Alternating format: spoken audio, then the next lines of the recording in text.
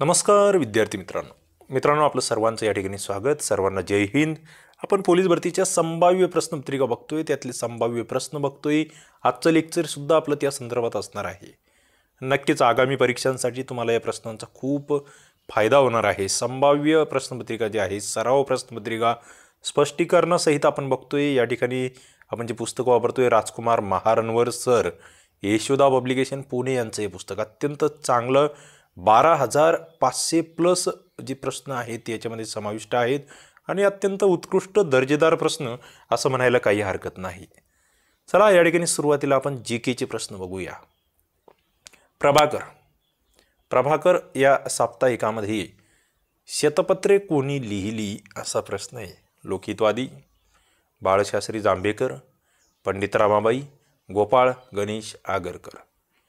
प्रभाकर, आता इथे विविध प्रश्न आणखी तयार होतात. म्हणजे मुद्दाम विचारतो तुम्हाला मी, कारण की आपलं सरावच चालू आहे म्हटल्यावर हे विचारलं गेलं पाहिजे. प्रभाकर हे साप्ताहिक कोणाचं होतं, या प्रश्नाचं उत्तर तुम्हाला देता आलं पाहिजे. प्रभाकर कधी चालू झालं हेही तुम्हाला सांगता आलं पाहिजे. प्रभाकरमध्ये शतपत्र लिहिली गेली, मग हे शत म्हणजे 100च होते की हा आकडा याच्यापेक्षा वेगळा होता. थोडंफार वाचन असेल त्यांना इंटरेस्टिंग वाटेल. आणि पुढे ते कोणी लिहिले, ते शतपत्रे कोणी लिहिली याचं उत्तर आहे लोकहितवादी. मग या लोकहितवादी यांचं पूर्ण नाव तुम्हाला सांगता आलं पाहिजे. मला कमेंट बॉक्समध्ये उत्तरं पाहिजेत. ओके, पुढे जाऊया आपण. मूकनायक हे नियतकालिक टिंबटिंब यांनी सुरू केले. मूकनायक नियतकालिक कोणी? डॉक्टर आंबेडकर, गोपाळबाबा वलंगकर, वीरा शिंदे, छत्रपती शाहू महाराज. उत्तर या ठिकाणी मला वाटतं कोणाचं चुकणार नाही, डॉक्टर बाबासाहेब आंबेडकर. मात्र माझा एक नवीन प्रश्न तुम्हाला आहे, जो 11वीच्या इतिहासाच्या लेक्चर सिरीजमध्ये आपण कव्हर केला आहे. आपली 11वीची लेक्चर सिरीज संपूर्ण या ठिकाणी आपल्या यूट्यूब चॅनलला सुद्धा आणि आपलं STI-RCP ॲप्लिकेशन त्यालासुद्धा उपलब्ध आहे. त्यामध्ये गोपाळबाबा वलंगकर यांनी कोणतं एक पुस्तक लिहिलं की जे अत्यंत गाजलेलं आहे, ते तुम्हाला सांगता येतं का? मला कमेंट बॉक्समध्ये सांगा. वीरा शिंदे, विठ्ठल रामजी शिंदे यांनी कोणती संस्था स्थापन केली होती किंवा कोणता पक्ष स्थापन केला होता, आपल्याला सांगता आलं पाहिजे. पुढे जातोय मी. मराठी सत्तेचा उदय, राईज ऑफ मराठा पॉवर असं त्याला म्हटलं जातं. हा ग्रंथ कोणी लिहिला?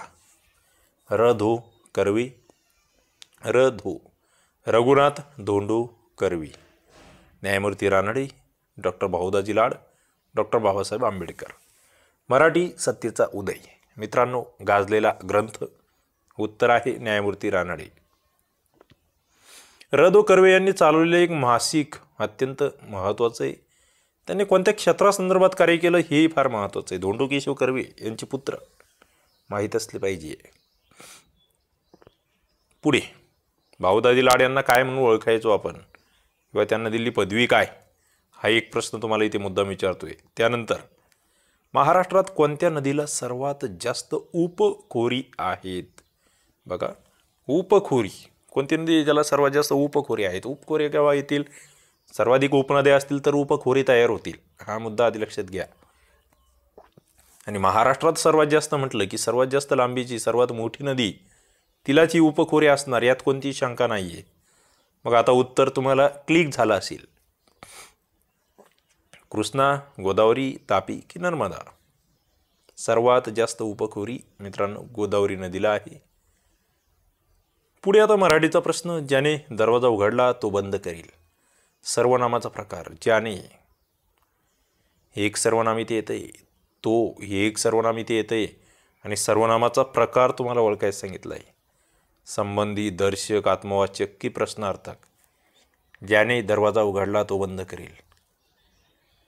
ज्याने आणि तो काय आहे, कोणत्या प्रकारचं सर्वनाम आहे? तर हे संबंधी सर्वनाम आहे, हे लक्षात घ्या. कोणतं? संबंधी सर्वनाम. पुढे गजेंद्र हा शब्द आहे. गजेंद्र याचा समानार्थी शब्द ओळखा. गजेंद्र समानार्थी शब्द ओळखा.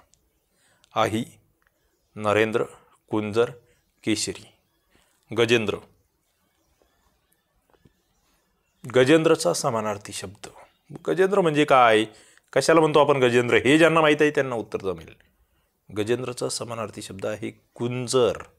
काय? कुंजर.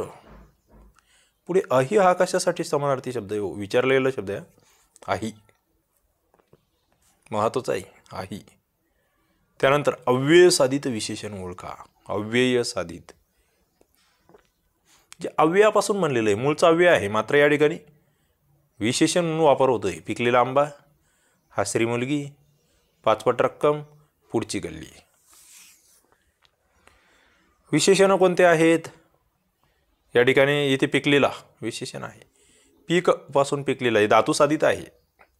हासरी, हास पासून हासरी, धातू साधित आहे. पाचपट रक्कम हे संख्यावाचक विशेषण आहे.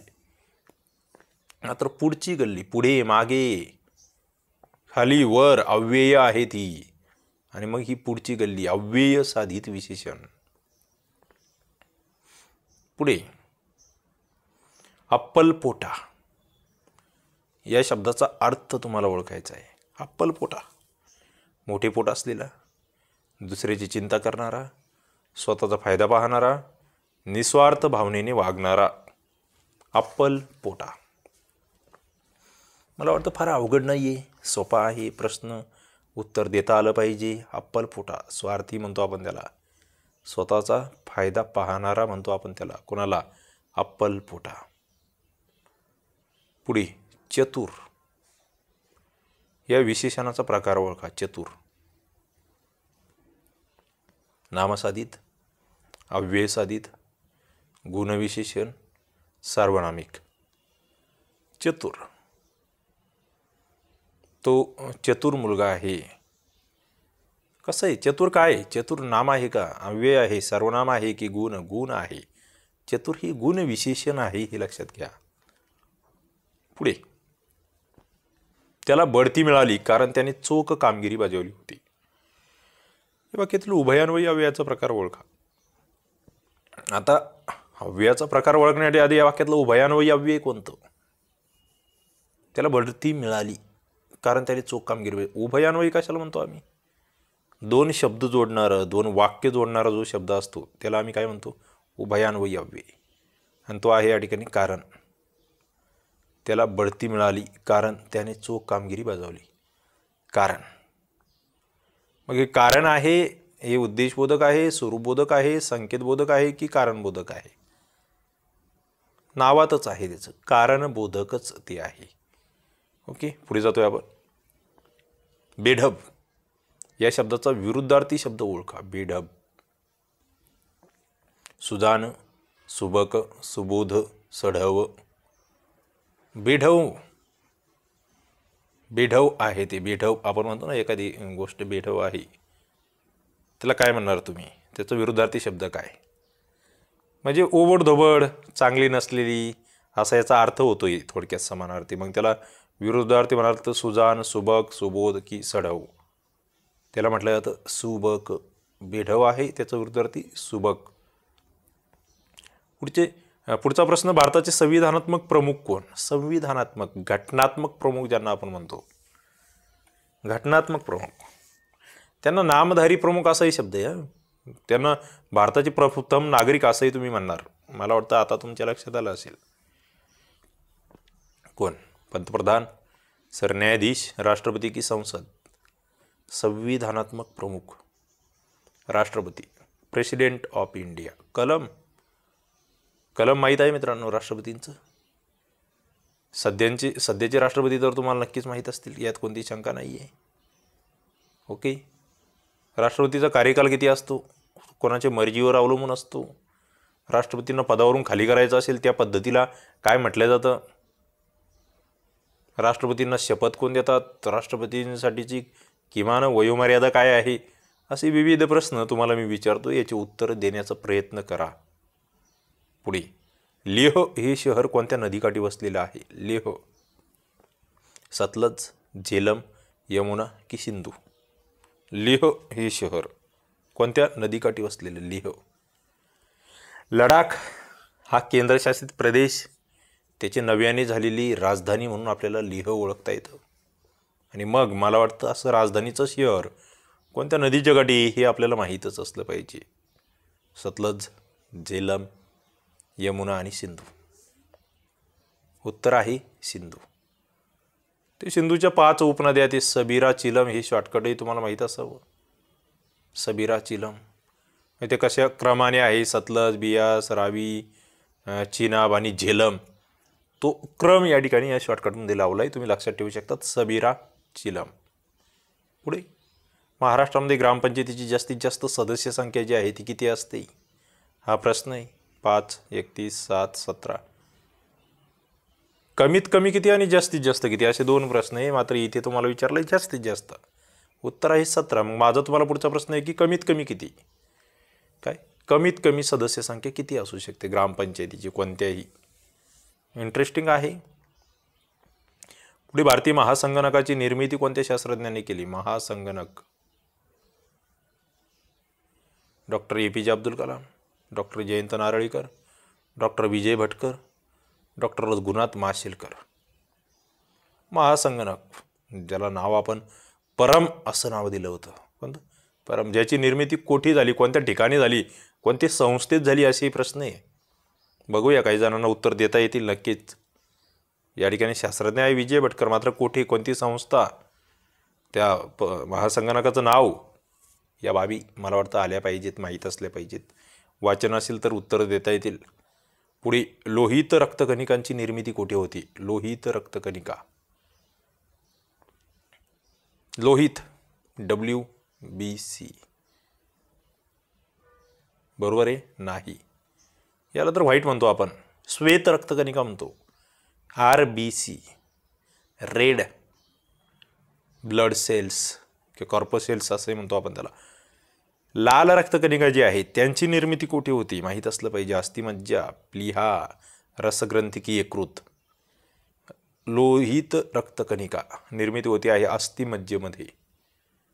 पुढे देशात पहिल्या सार्वत्रिक निवडणुका कोणत्या वर्षी पार पडल्या. 17 नंबरचा प्रश्न आहे.